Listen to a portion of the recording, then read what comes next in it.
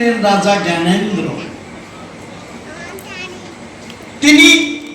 जनगण के लिए आंदोलने नेमेछेन आबार जाते राजतंत्र फेरत आसे एटी एकमात्र हिंदू राष्ट्र छिलो नेपाल राजतंत्र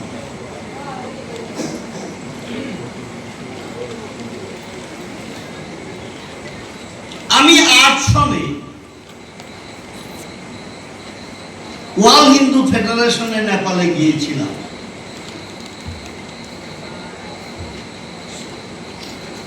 রাজা জ্ঞানেন্দ্রের সঙ্গে আমি সৌজন্য সাক্ষাৎ করেছিলাম, তার সঙ্গে আমার ছবিও আছে।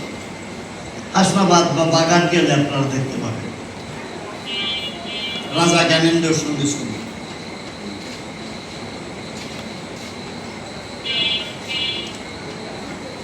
রাজা পর্জন্য উপানন্দ হচ্ছে জ্যেষ্ঠ পুত্র। রাজতন্ত্রে প্রজাতন্ত্রে জ্যেষ্ঠ পুত্রই রাজা হবে।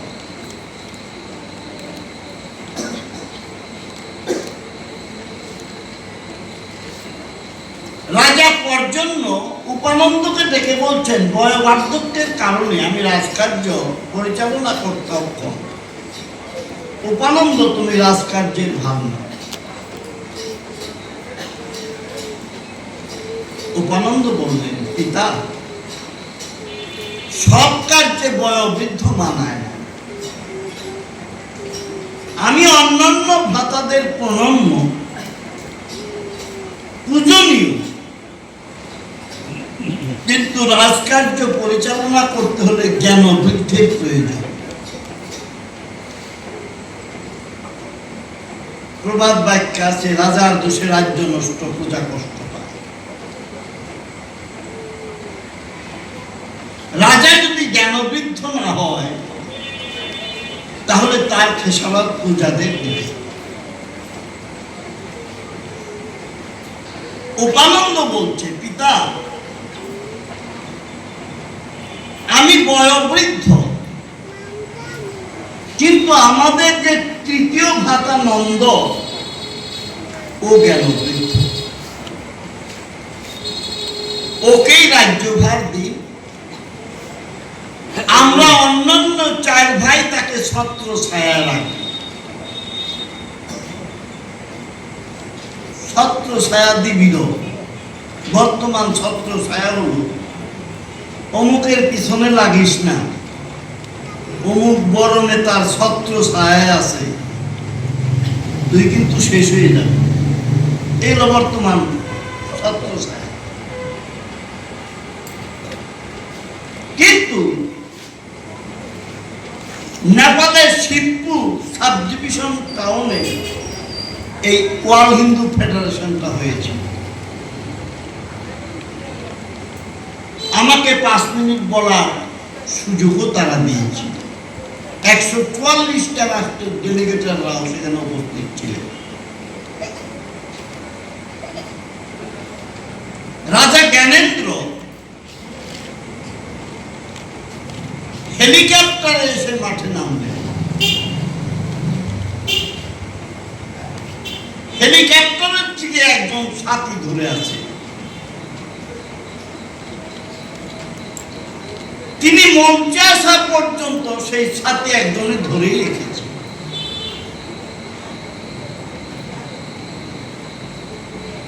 তার পিছনে বসা ছিল মনীষা কৈরালা, ভারতের বিখ্যাত একজন সিনেমা আর্টিস্ট। মনীষা কৈরালা, তোমাদের বড়দাদা, আমার বড় ছেলে, তার কাছ থেকে অটোগ্রাফিও এনেছে।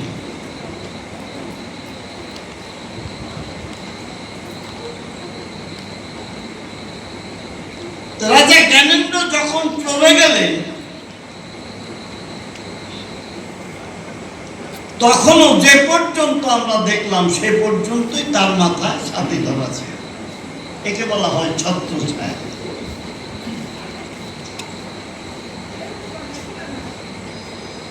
উপানন্দ বললেন, নন্দ মহারাজকে রাজত্ব দিই, আমরা 4 ভাই তাকে ছত্র ছায়ায় রাখি। সাথে ধরলাম রাজা পর্যন্ত নন্দ মহারাজকে রাজ্যভার দিলেন, তিনি রাজা হলেন।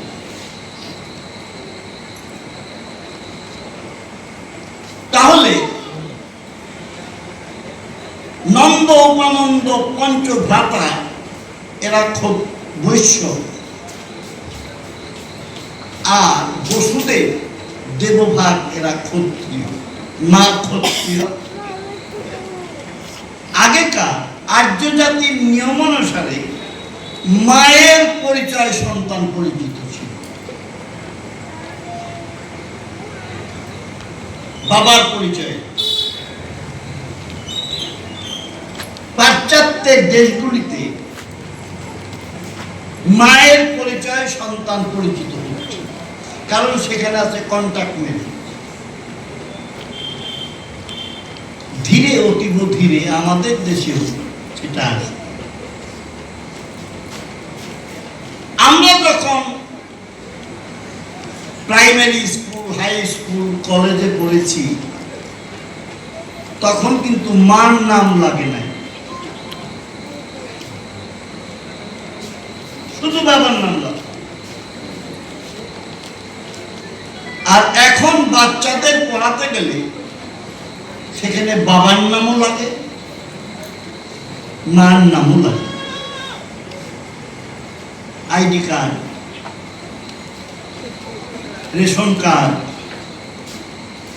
পাসপোর্ট, ভিসা, সব জায়গায় বাবার নামের সঙ্গে মার নাম লাগে।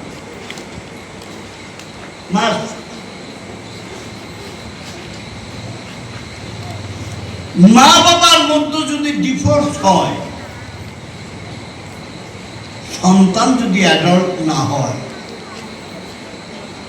শিশু থাকে, যৎসায় সেই সন্তানটিকে কার হাতে তুলে দিবে? বাবার হাতে না মার হাতে? মায়ের হাতে তুলে দিবে। আগে শিখে মা, শিশুর শিক্ষা মায়ের। তাই ভালো মাটি না হলে যেমনি ভালো ফসল ফলে না, ভালো মা না হলেও ভালো সন্তান পাওয়া যায়। ভালো মায়ের প্রয়োজন। নেপোলিয়ান বলেছেন, শিক্ষিত একটা মা দাও, আমি শিক্ষিত একটা জাতি উপহার। তাই আর্য জাতির নিয়ম অনুসারে অতি ধীরে আমাদের দেশেও বাবার পরিচয় লাগবে না, মার পরিচয় সন্তান পরিচিত। সময় লাগবে, সময়ের অপেক্ষা আমরা দেখে যেতে পারবো না।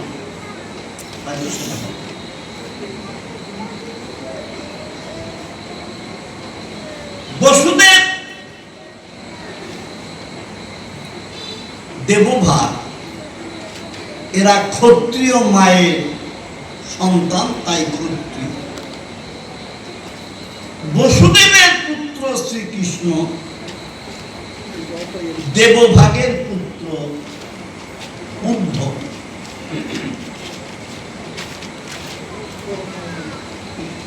ওদিকে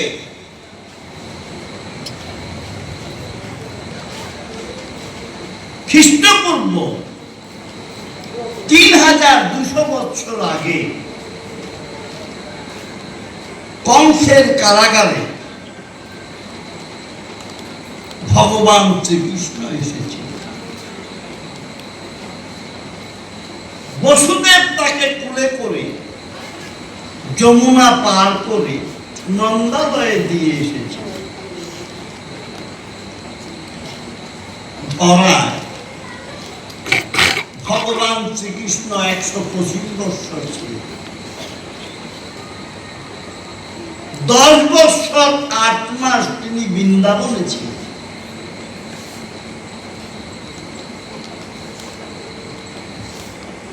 5টা রসের কথা বলা হয়েছে: শান্ত, দাস্য, সখ্য, বাৎসল্য, মধু। বৃন্দাবনে ভগবান শ্রীকৃষ্ণের সঙ্গে শান্ত আর দাস্য এই দুইটি ভাব বিলীন হয়ে গেছে। সেখানে ছিল সখ্য, বাৎসল্য, মধু, 3টা রস ছিল।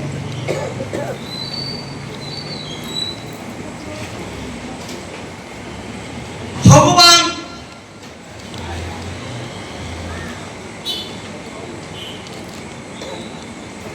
তিনি নন্দ গোকুলে বসুদেব কর্তৃক চলে গেলেন। বসুদেব মা যশোদার পাশে শিশু পুত্রটিকে শুয়ে রেখে একটা কন্যা শিশুকে নিয়ে আসলো।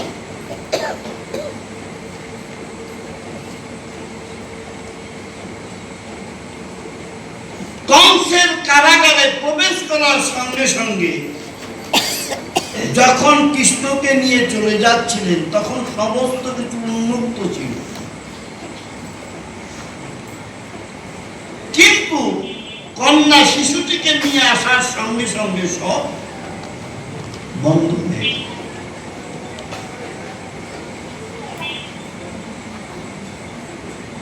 বসুদেব শিশুটিকে দেবকীর কোলে দিলেন। শিশুটি কাঁদছে, উঙা উঙা করে কাঁদছে। শুধু ভক্তমণ্ডলী, মায়ের আমার, আমি একটা প্রবাদ বাক্য বলব। তুমি যেদিন এসেছিলে ভবে, কেঁদেছিলে একা তুমি, হেসেছিল সবাই। এমন জীবন তুমি করিবে গঠন, মরণে হাসিবে তুমি, কাঁদিবে মরণ।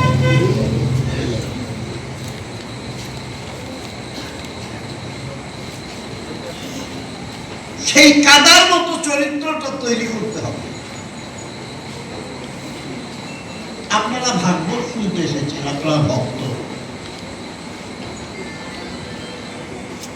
মায়েরা এসেছেন।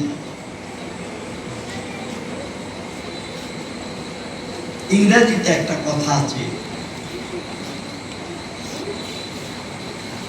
Religion of A gentleman. ধার্মিককে, ধর্ম কার জন্য?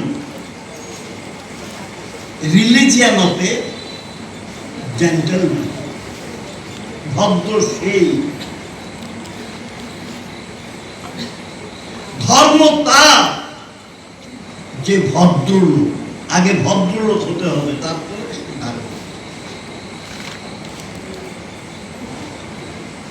Religion of A gentleman. ধার্মিক সেই যে ভদ্রলোক।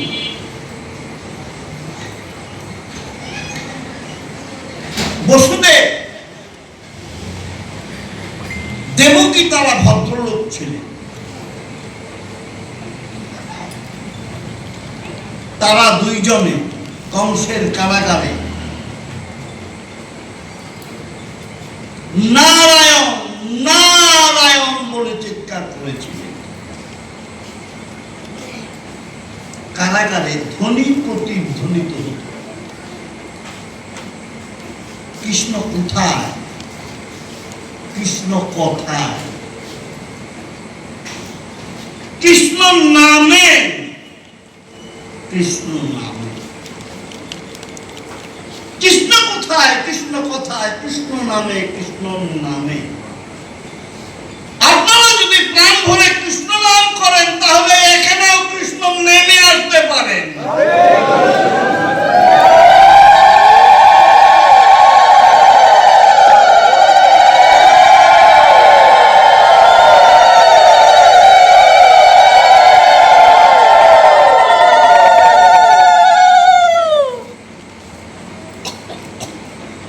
মায়ের দেবকী কংসের কারাগারে কৃষ্ণ নাম করতে। দেখেন নামের সার্থকতা। বসুদেব, যেখানে ভগবান বাস করে। শ্রী গীতায় ভগবান বললেন ভক্ত মে হৃদয় পার্থ। অর্জুন, ভক্তই আমার হৃদয়। চৈতন্য চরিতামৃতে বললেন ভক্তের হৃদয়ে কৃষ্ণের সতত বিশ্রাম। তাহলে কিন্তু ইন্ডিকেট করা হলো ভগবান কোথায় আছেন?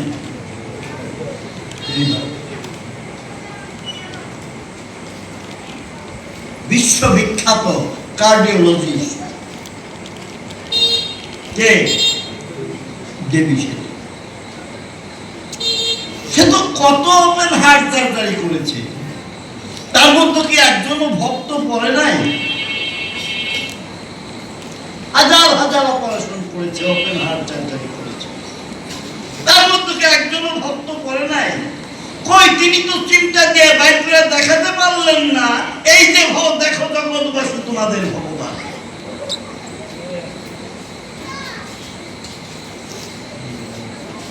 পারবেন?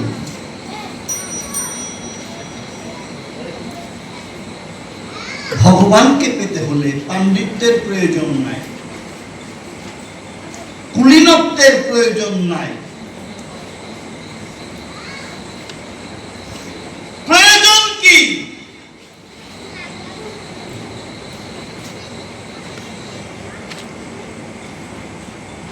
মান্না দে গাইলেন, কপুটা চোখের জল ফেলেছ যে তুমি আমার কাছে আসবে।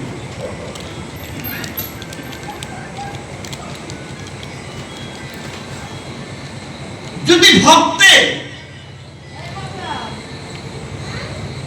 চোখের জলে হৃদয় ভাসিয়ে ফেলতে পারে, তাহলে সেই হৃদয়ের মাঝে আমার প্রাণ গোবিন্দকে দর্শন করতে পারে।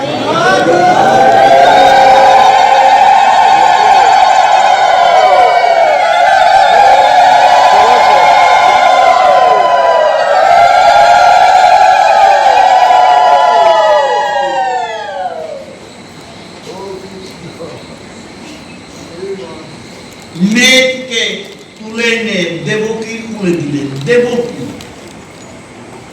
নামের সার্থকতা আছেই বা কি?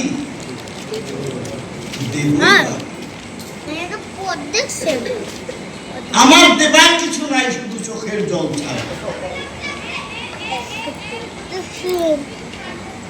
তাই ভগবান তাদের কাছে এসেছে। যশোদার কাছ থেকে মেয়েটিকে তুলে আনলেন। রেড অ্যালার্ট জারি ছিল, টিপটিপ বৃষ্টি, বজ্র পড়ছিল।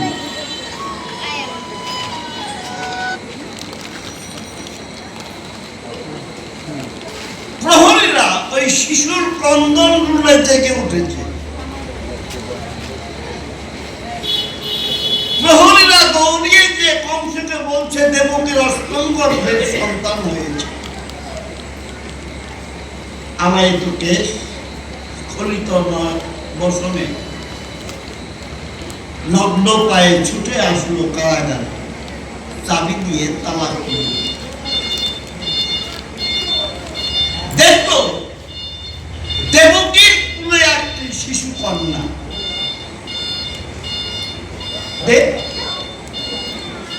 দেবকী বলছে দাদা ছেলে নয় মেয়ে। নারদ মুনি বলেছে দেবকীর অষ্টম গর্ভের সন্তান হবে তোমার মৃত্যুর কারণ। এই শিশুটিকে কেড়ে নিয়ে বাইরে যেয়ে বাম হাতে শিলার উপর আছাড় মেরেছে। হাতের থেকে ফসকে শিশুটি বাম পদ দ্বারা কংসের মস্তকে লাথি মেরে ভূপাতিত করেছে।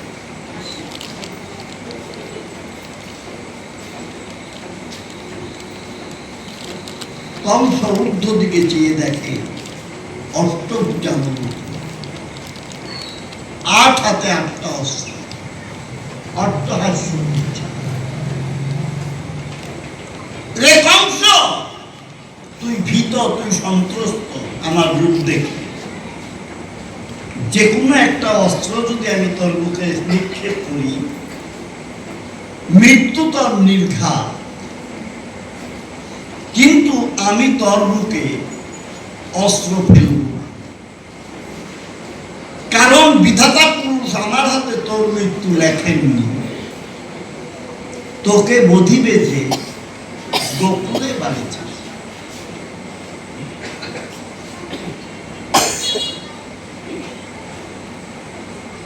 কংস এই গোকুলে শিশু হত্যার জন্য একটা অর্ডিন্যান্স জারি করল।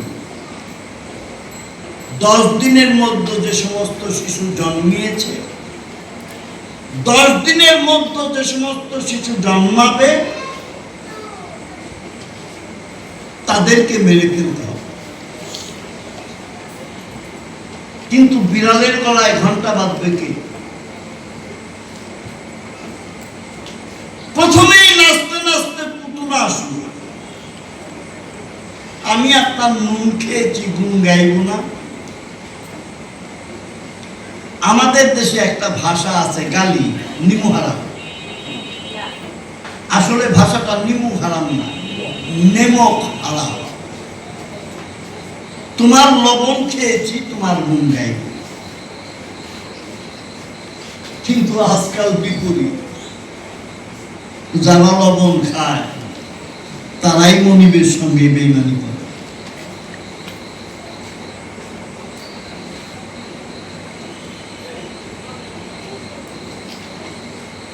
পুতুলাকে পাঠানো হলো।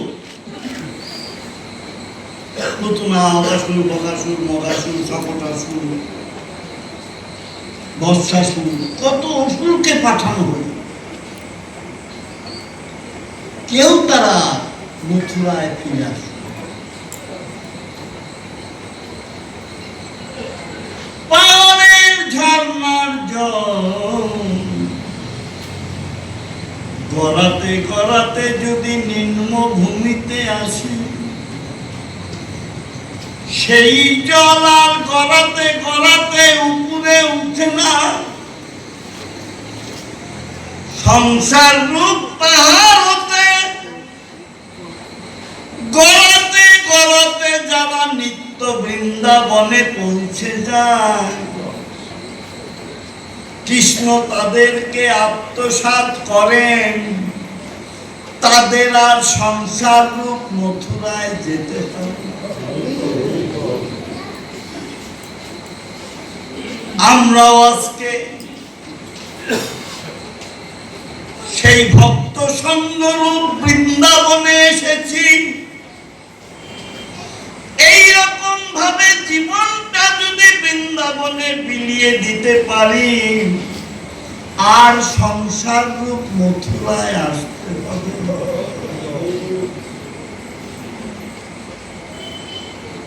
বুঝেছে? গলা করে দিয়ে এই ব্রজের ধুলি গায়ে মাখো, ব্রজের ধুলি গায়ে মাখিয়ে একবার কৃষ্ণ বলে ডাকো। হারে মন কৃষ্ণ বলে ডাকো। ব্রজে যে গড়াগড়ি দিয়ে এই ব্রজের ধুলি গায়ে মাখো, ব্রজের ধুলি গায়ে মাখিয়ে একবার হাত কৃষ্ণ বলে ডাকো। হারে মন কৃষ্ণ বলে ডাকো।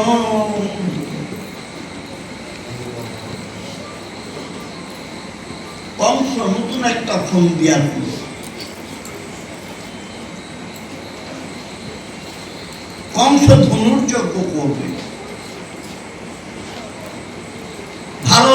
ভারতবর্ষের বিভিন্ন রাজা মহারাজদের নিমন্ত্রণ করল। সেখানে নন্দ মহারাজকেও নিমন্ত্রণ করল।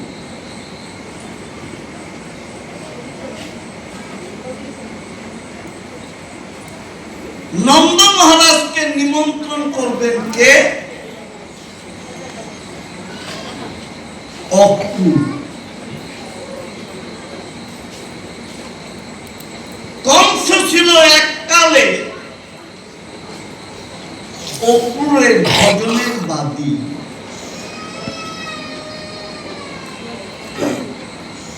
ভগবান বললেন, যে করে আমার আশ তারে করি সর্বনাশ, যদি না ছাড়ে পাশ তারে করি তখন দাসের দাস।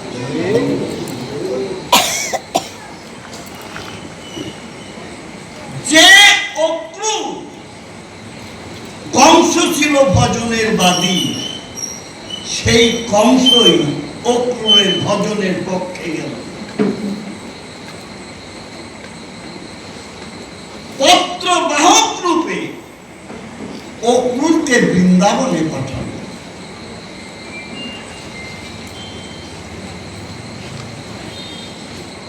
গভীর রাত্রে যদি কারো বাড়িতে কোনো দুরারোগ্য ব্যাধি হয়, বড় ডাক্তার আনতে হলে যারে তারে পাঠালে কি ডাক্তার আসবে? পাঠাতে হবে কাকে? ওই ডাক্তারের প্রিয়জন, যার কথায় ডাক্তার আসবে তাকে বিশ্বাস করে। তেমনি কংস হচ্ছে কৃষ্ণ বহির্মুখ ব্যাধিদা। কৃষ্ণকে আনতে হলে প্রয়োজন কৃষ্ণের প্রিয়জন অক্রূর। অক্রূর নামের সার্থকতা যোগ ক্রূর, ন যোগ ক্রূর, যার মধ্যে ক্রূরতা নাই, নির্দয়তা নাই, নির্মমতা নাই, নিষ্ঠুরতা নাই, সেই হচ্ছে অক্রূর। কেশী ধাতু হতে কংস কথাটা উৎপন্ন হয়েছে। দুরাচার।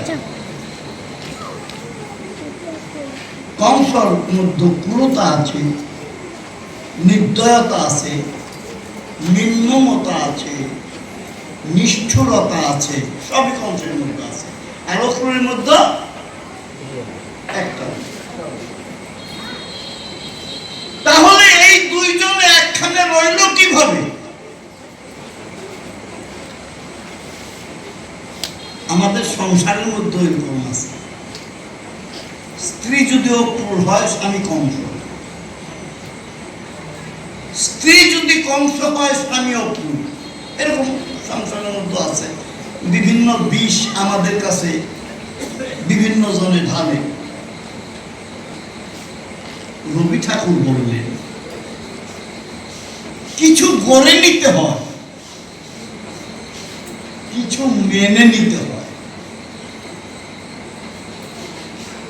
যদি গড়া না যায় সেটা হয় দুঃখের, আর যেটা মেনে নেওয়া যায় সেটাই হয় শান্তি।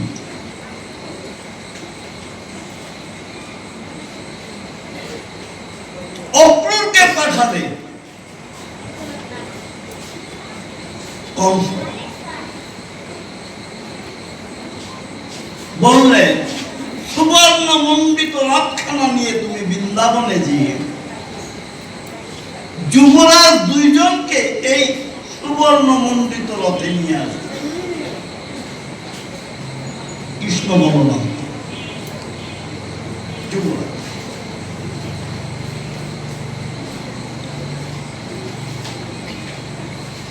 অক্রূর সেদিনই ছিলেন ফাল্গুনী কৃষ্ণ একাদশী।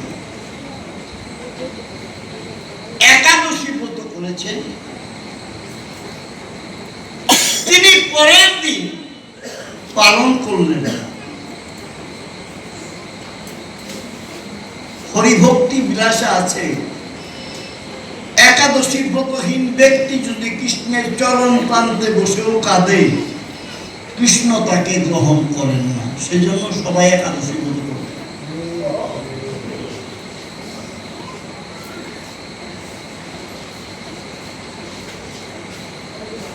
পরের দিন অক্রূর পালন করলেন না। কেন করলেন না? তিনি ভাবলেন আজকে বৃন্দাবনে যে শ্রীকৃষ্ণের প্রসাদ পেয়ে পালন করব। এতদিন তো নিবেদন করে প্রসাদ পেতাম, আজকে স্বয়ং কৃষ্ণের উচ্ছিষ্ট প্রসাদ নিয়ে পালন করব।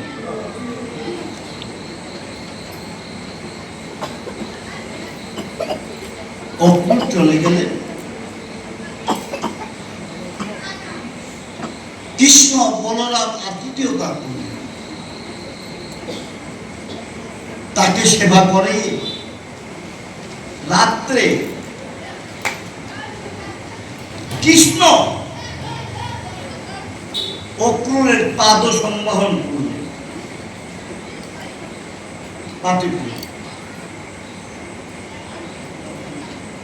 এবং জিজ্ঞেস করলেন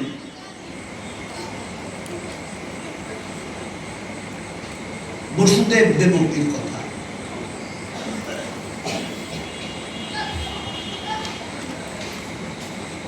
অক্রূর বললেন, তোমাদেরকে সুবর্ণ মণ্ডিত রথে করে কংস আমাকে নিয়ে যেতে বলেছে। কংস কুবলীয়কের হাতি, মানে মল্ল যোদ্ধা হাতি, পাগলা হাতি রাস্তায় রেখেছে। যে রাস্তায় আসবে ওইখানেই হাতিতেই মেরে ফেলবে। কৃষ্ণ বললেন যদি তা না হয়, চানুর মুষ্টিক মল্ল যোদ্ধা, অনেকে রেসলিং দেখেন তো টিভিতে, ওরে বাবা এক একটা ফিগার।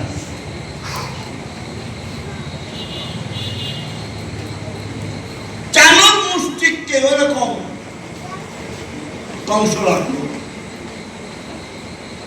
তারপরে কংস নিজেকে পরিপূর্ণভাবে যে আমার মতো আর শক্তিশালী পৃথিবী